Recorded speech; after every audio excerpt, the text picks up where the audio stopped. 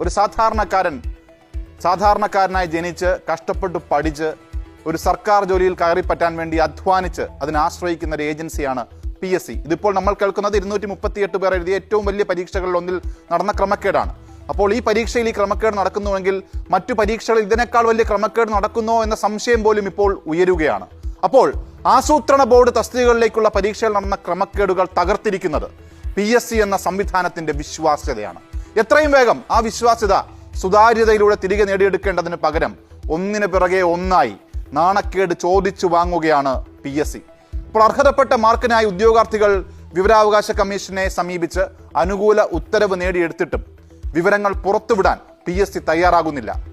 അറിയാനുള്ള അവകാശത്തെ, വെളിപ്പെടേണ്ട സത്യങ്ങളെ എത്ര വൃത്തികെട്ട കളി കളിച്ചായാലും തടയാൻ പബ്ലിക് സർവീസ് കമ്മീഷൻ ചെയർമാനും സംഘവും ഇങ്ങനെ ഇറങ്ങി നിൽക്കുന്നുവെങ്കിൽ പുറത്തു വന്നതിനേക്കാൾ വലുതാണോ പരീക്ഷകളിൽ നടക്കുന്നത് എന്ന ചോദ്യമാണ് ഇപ്പോൾ ഉയരുന്നത്. ഇപ്പോൾ PSC എന്നാൽ ഈ പറയുന്ന ഇടത് നേതാക്കളെ വലിയ തസ്തികകളിലേക്ക് എത്തിക്കാനുള്ള പാർട്ടി സർവീസ് കമ്മീഷനും എത്ര നാണം കെട്ടും നിർലജ്ജവും എത്ര വിലകളഞ്ഞും ഈ രീതിയിൽ രേഖകൾ മൂടിവെക്കുന്ന പബ്ലിക് ഷെയിം കമ്മീഷനായും മാറുകയാണോ? ഉദ്യോഗം തേടുന്ന ഉദ്യോഗാർത്ഥികൾ ഈ PSCക്ക് കളിപ്പാവകളാണോ? അപ്പോൾ ഈ രേഖകൾ പുറത്തുവിട്ടില്ലെങ്കിൽ, ഇതിലെ സത്യം പുറത്തു വന്നില്ലെങ്കിൽ ഇപ്പോഴത്തെ നേതൃത്വം ഒരു കൊള്ള സംഘമായി, ഒരു തസ്കര സംഘമായി, ഒരു തട്ടിപ്പ് സംഘമായി ചരിത്രം വിലയിരുത്തും. ഉദ്യോഗാർത്ഥികളുടെ കണ്ണീര് കുറുക്കി ഉപ്പുണ്ടാക്കി വിൽക്കരുത് ഈ സംഘം.